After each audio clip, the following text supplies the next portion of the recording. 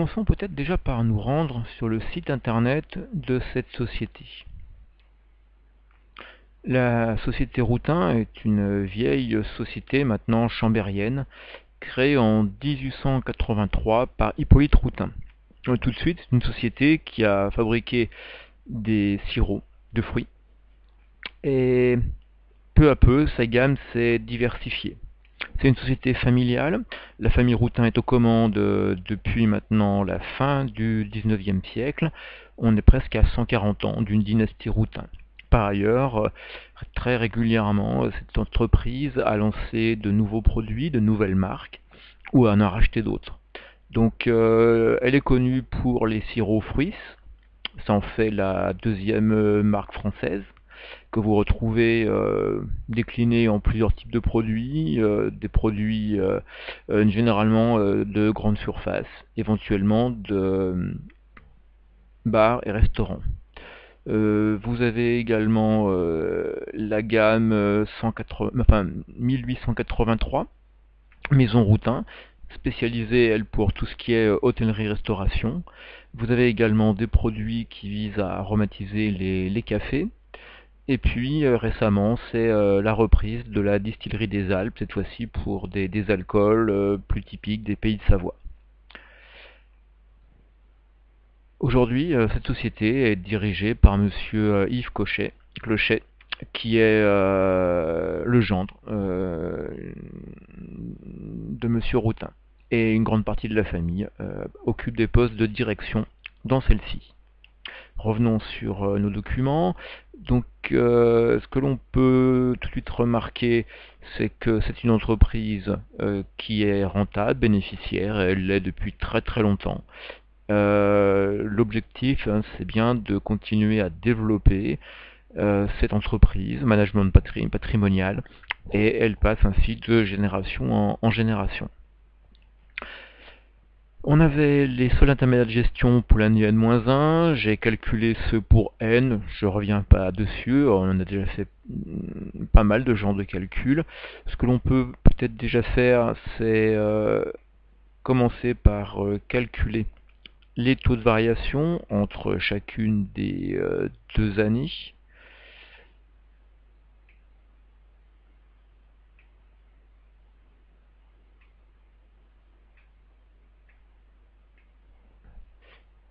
Ainsi, on peut calculer la variation de la marge commerciale en faisant attention.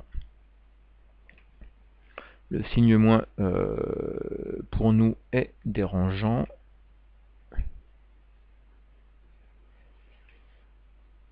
Et il va falloir que je modifie mes cellules pour les calculs.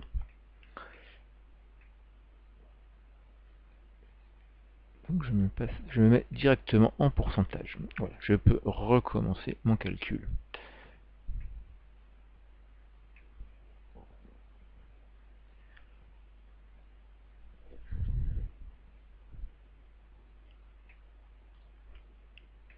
Ainsi, la marge commerciale progresse de 159% d'une année sur l'autre. Histoire de nous faire un peu réviser, je vais calculer le taux de marge ainsi que le taux de marque. Le taux de marge, pour ceci, je prends la marge commerciale, je divise tout ceci par le coût d'achat de nos marchandises vendues.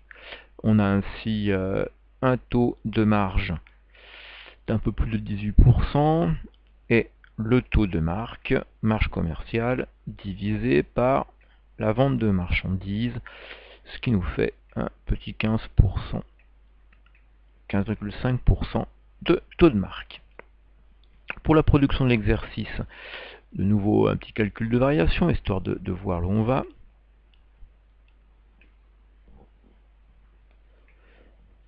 Et là, vous remarquerez qu'on a une diminution de la production de l'exercice de 7%.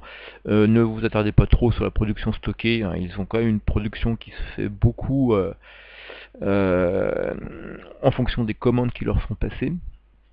Donc les stocks ne sont pas importants quelle que soit l'année considérée. On a une baisse de la production de l'exercice, simplement parce que vous avez deux éléments forts qu'il faut connaître dans ce métier de producteur de sirop. Première chose, vous dépendez beaucoup de la météo. Un été frais vous fera vendre moins de sirop qu'un été chaud, par exemple.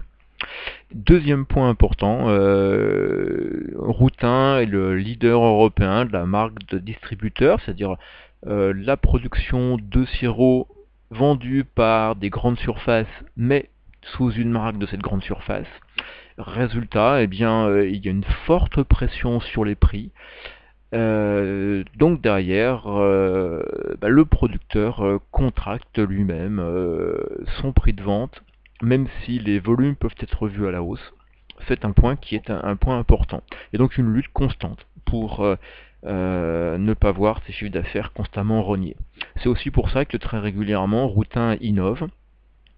Vous avez vu les différentes marques lancées, la diversification aussi en fonction de type de clientèle. Il y a la vente supermarché, mais il y a aussi ce qui est à destination des professionnels. Et puis ce qui est un peu l'objectif de cet exercice, c'est le lancement d'une nouvelle gamme, qui est un sirop à base de stevia, histoire que derrière vous ayez une relance de la marque Fruits, mais cette fois-ci avec du 0 calories. On va continuer nos calculs. Maintenant, la valeur ajoutée de cette entreprise, c'est toujours la même chose.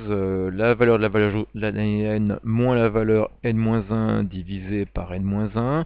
Là aussi, une diminution de la valeur ajoutée, mais que vous voyez légèrement moins en diminution que par rapport à la production de l'exercice.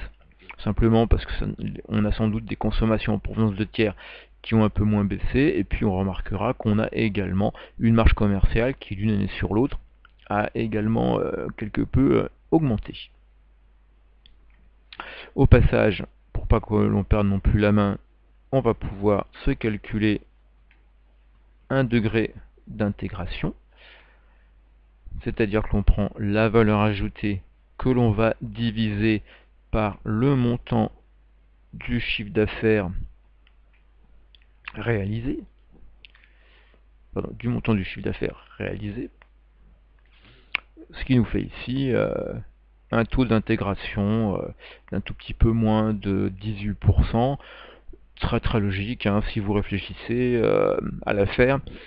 Cette entreprise achète beaucoup à l'extérieur, tout ce qui va servir à faire les sirops, les ingrédients, etc. Vient de l'extérieur, les bidons, les bouchons, étiquetages, etc. sont achetés à l'extérieur. On est avant tout face à une transformation qui ressemble plus à un assemblage d'éléments. Donc le 18%, c'est absolument pas illogique.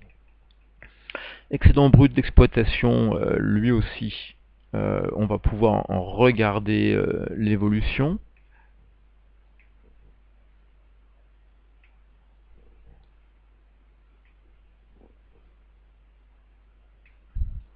Qui est une baisse, cette fois-ci vous voyez beaucoup plus amplifiée, de 26%, simplement parce que on est dans une entreprise qui est une entreprise à gestion familiale. Donc même si vous avez un chiffre d'affaires qui reste stable ou diminue, eh bien les charges de personnel, elles ne changent pas. Non seulement la famille, de génération en génération, succède à la direction d'entreprise, mais de nombreux salariés se succèdent de père en fils. Donc quand les affaires vont un tout petit peu moins bien, eh bien on fait le gros dos et on essaie de conserver son personnel. Donc la charge de personnel ici est vraiment plutôt très fixe, et donc vous avez comme ça cette charge fixe qui fait qu'il y a un effet de levier, on en reparlera peut-être à l'occasion, un effet de levier d'exploitation qui fait que l'excédent brut, lui, va réagir lorsqu'il y a une baisse du chiffre d'affaires. Ensuite, le résultat d'exploitation, lui aussi, on peut en regarder sa variation. Et maintenant, on n'est donc pas surpris de ce qui va se passer. Celui-ci diminue aussi, 45%. Eh bien, on continue à avoir une sur réaction, simplement parce qu'on arrive au moment où on prend en compte les dotations principalement aux amortissements, c'est-à-dire l'équipement qui est en place, et là évidemment on est sur de la vraie charge fixe, donc elle ne varie pas lorsque le chiffre d'affaires fluctue quelque peu, d'autant plus que là on a des projets de développement, donc on semble plutôt aller voir augmenter, donc pas de surprise. Les autres, je m'en occupe pas trop. Les résultats exceptionnels, etc., on va pas trop s'embêter à les calculer. L'essentiel étant sur la partie haute. Le résultat courant, lui, va sans doute encore amplifier les choses, parce qu'on a de la charge financière en plus qui vient nous impacter. Voilà pour c'est ça l'intermédiaire de gestion. Maintenant, on va s'occuper maintenant calcul de la CAF depuis l'excédent brut d'exploitation. Alors l'excédent brut d'exploitation nous est donné dans notre tableau de calcul des SIG, c'est 250 000, notre point de départ. À cette CBE, on va donc rajouter tout ce qui est produit encaissable non encore pris en compte et toutes les charges décaissables également non pris en compte. Donc on va commencer par rajouter les autres produits d'exploitation. Alors que vous trouverez quelquefois sous le terme autres produits de gestion courante ou quelquefois simplement sous le terme purement de autres produits, tel qu'on l'a nous ici, 6791. On va ensuite retrancher les autres charges qui pour nous apparaissent pour un montant d'un peu plus de 15 000 euros. Ensuite, on va continuer. Les éléments d'exploitation sont épuisés. Maintenant, nous allons rajouter les produits financiers encaissables. Et derrière, nous retrancherons les charges financières décaissables. Alors commençons par nos produits financiers. Vous les trouvez ici. On commence par des dotations financières, je ne prends pas. Par contre, j'ai pour 26 000, pardon, excusez-moi, je me trompe de ligne. Quand on est sur les éléments financiers, j'ai des autres intérêts pour 1050. Je vais avoir des différences positives de change pour 878 et 127 de produits de cession de valeur mobilière, soit 2050. Ensuite, je retranche les charges financières. Pour ces charges financières, donc je retrouve tout d'abord les dotations, je ne prends pas, 26 000 d'intérêt, 4 299 de différence négative de change et 0 charge sur cession de titres. C'est donc 30 046 que je retranche. Ensuite, je vais m'intéresser de la même manière aux produits exceptionnels encaissables, puis je retrancherai les charges exceptionnelles décaissables. Alors, les produits exceptionnels encaissables. Je vais en avoir sur opérations de gestion. Je vais en avoir sur les opérations en capital. Mais attention, j'ai une petite étoile qui me dit qu'il y a pour 129 de produits de cession d'éléments d'actifs dans mon total d'éléments sur capital. Je vais donc enlever ces 529. Ce n'est pas mon activité classique. J'ai ainsi pour 36 382 de produits exceptionnels. Maintenant, je passe sur les charges exceptionnelles. J'en ai pour 21 844 sur opération de gestion. Ensuite, 254 sur opération de capital, mais qui correspond exactement, c'est deux petites étoiles, à ce qui a été les valeurs nettes comptables des éléments cédés, et le reste, 3127, dotation exceptionnelle. Je n'en tiens pas compte, c'est du virtuel. J'ai donc 21 844 à retrancher. Et puis, pour terminer, je retranche le montant de la participation à destination des salariés, et je retranche également le montant de l'impôt sur les bénéfices réalisés.